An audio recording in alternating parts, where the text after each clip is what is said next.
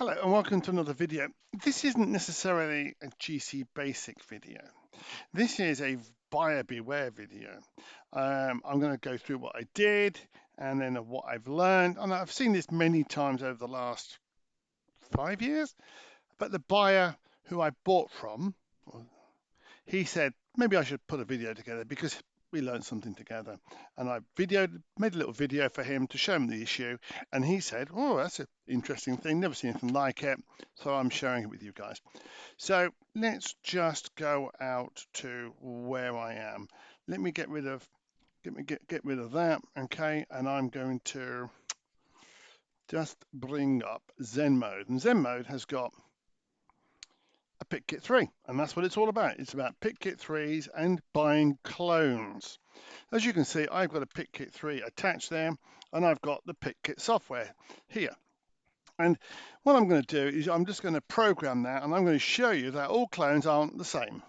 So we've got a PICKit3, and it's flashing this LED, LED on a 16F18056.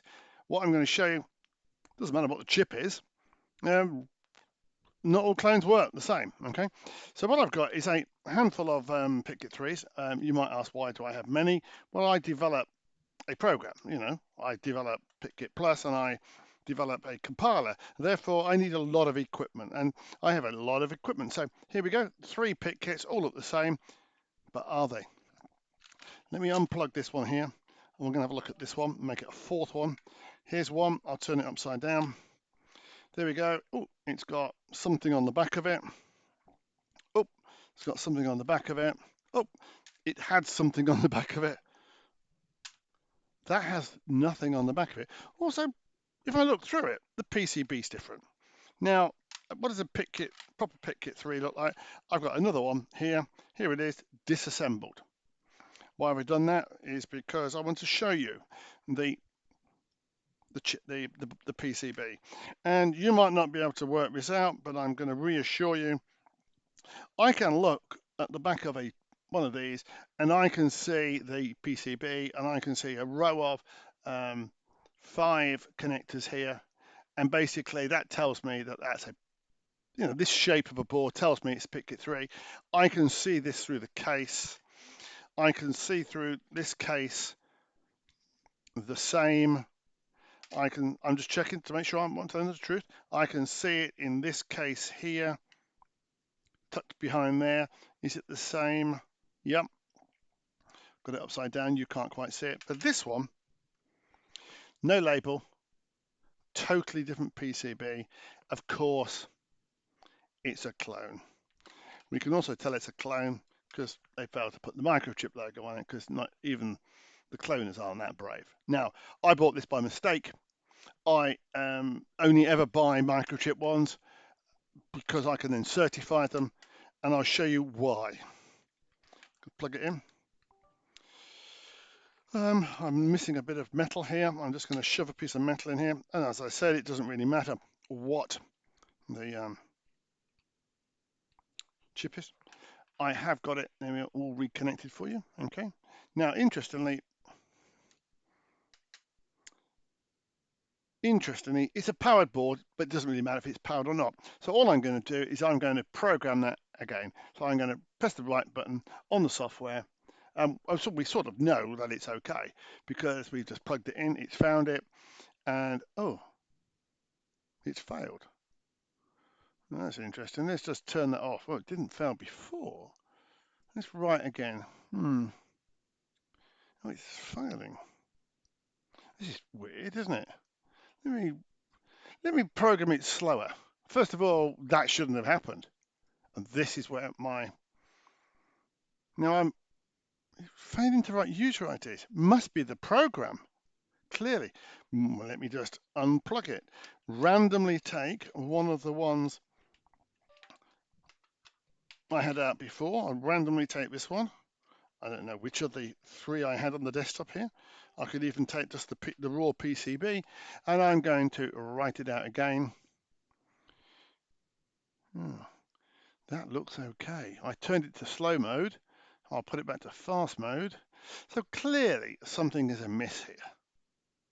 And what it is This is a clone so bad that it won't even read. Now, you can do some clever stuff inside the software. Watch this. Not many people know this. You can plug in this cloney thing here, and I'll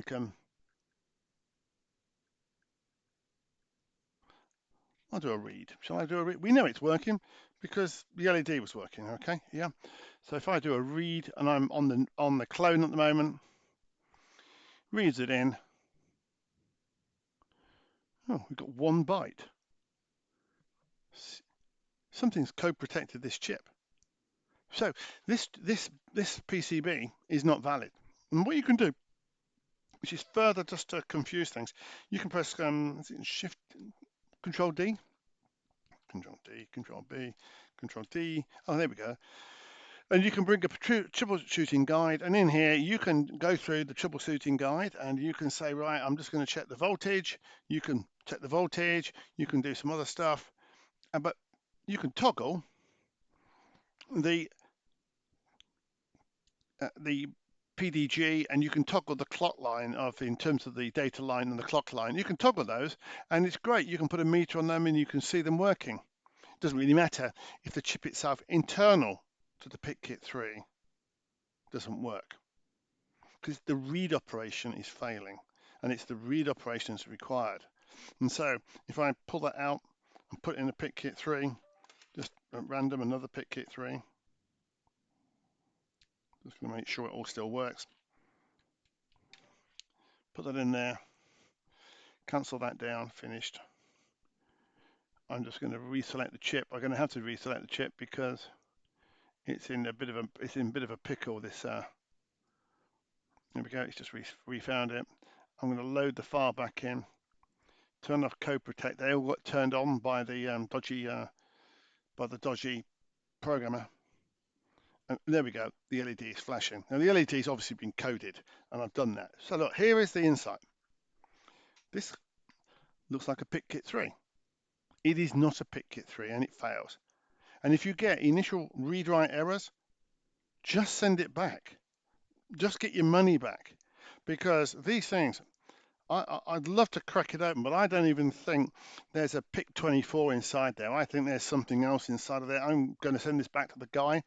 It clearly has got an output signal because it's writing something, but the chip, I'd imagine the PIC24 that's inside there, which is just a clone, is not capable of reading. And I did some other tests on this at low level. There is a read error on this. So it cannot verify, it cannot read, it cannot verify, it is pointless. So if you get a PICKit3, which is still a great program, and let's be quite frank, great programmer, send it back if it doesn't work. Don't even think on it. My other advice is, when you see these on eBay, you need to see the back. You need to see the back. You need to see it's got a serial number on the back or had a serial number on the back. Also, as I said before, get them to take a photograph of the edge of the PCB. And we saw one here. I'll flip it over again, this one here that's operating. And you can see it quite clearly. In here, there's 5 programming ports, and underneath there's a set of capacitors or resistors. And it's important that it looks like that. I can't really, I might be able to zoom in using something else, but it's this set of programming ports here in that particular position. As you can see on this one, even clearer, that's what you're looking for.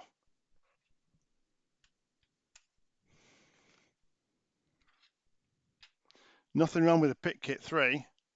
What's wrong with it is somebody's cloning it and they're not cloning it very well. Beware.